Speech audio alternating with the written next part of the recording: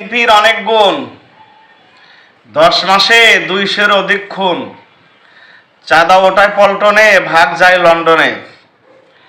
আপনারা দেখেছেন সারা বাংলাদেশে ফ্যাসিস্ট হাসিনা পালিয়ে যাওয়ার পর যে সকল জায়গায় আওয়ামী লীগের নেতাকর্মীরা চাঁদা তুলত, ওই সকল জায়গায় শুধু হাত বদল হয়েছে। এখন বিএনপির অঙ্গ সংগঠন যুবদল এরা ওই সকল জায়গায় চাঁদা ওঠায়। দেখেন মিটফোর্ডের কি ঘটনা, এটা জাহিলিয়াতের যুগকেও তারা হার মানিয়ে ফেলেছে।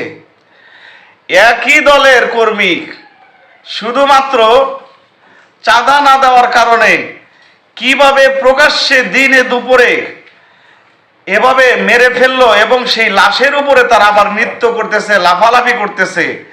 এরপরে পাথর দিয়ে তার মাথা থেতলিয়ে দিচ্ছে, তার বডি থেতলিয়ে দিচ্ছে। জাহিলিয়াতের যুগকেও বিএনপির নেতাকর্মীরা হার মানিয়ে ফেলছে। আজকে সারা বাংলাদেশে এই যে খুন, ধর্ষণ, চাঁদাবাজি, লুণ্ঠন যা আছে, এগুলো বন্ধের প্রতিবাদে বাইতুল মোকাররম মসজিদ সোয়া 1টা নামাজের পরে ঢাকা মহানগর দক্ষিণ বাংলাদেশ জামাত ইসলামীর পক্ষ থেকে এক সমাবেশের ঘোষণা করা হয়েছে। আমি আপনাদেরকে বলছি, দল মত ধর্ম বর্ণ নির্বিশেষে এই সকল চাঁদাবাজি সন্ত্রাসীদের হাত থেকে বাঁচতে চাইলে আপনাকে আবার রাস্তায় নামতে হবে। ফ্যাসিস্ট হাসিনাকে আমরা যেভাবে তাড়িয়েছি, অনুরূপ এরা পুনরায় আবার পরিপূর্ণভাবে মাথা চারা দিয়ে ওঠার আগেই এদেরকে দমন করতে হবে। তা না হলে যে কোনো সময় আপনি এদের রসানলের শিকার হতে পারেন। অতএব এখনো সময় আছে।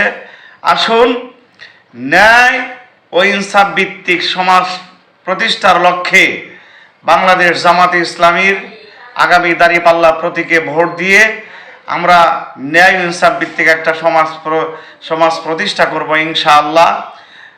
সকলে আওয়াজ তুলুন, চাঁদাবাজদের দূরীভূত করুন, চাঁদাবাজদের না বলুন, চাঁদাবাজদের একদম। আওয়ামী লীগ তাও মামার বাড়ি দিল্লি পালিয়েছে। বিএনপির নেতাকর্মীরা, এদের অবস্থা যদি আওয়ামী লীগের মতো হয়, তারা কোথায় পালিয়ে যাবে? এদের তো পালানেরও কোনো জায়গা নাই। আসুন, আমি বিএনপির ঊর্ধ্বতন বিশেষ করে তারেক রহমান আপনাকে দৃষ্টি আকর্ষণ করে বলছি, আপনার নেতাকর্মীদের সামলান। তা না হলে আপনাদের অবস্থা, আপনি তো লন্ডনে আছেন, আপনার নেতাকর্মীরা তো লন্ডন পর্যন্ত যাইতে পারবে না, তার আগেই এই দেশের জনগণ তাদের সাইজ করে দিবে।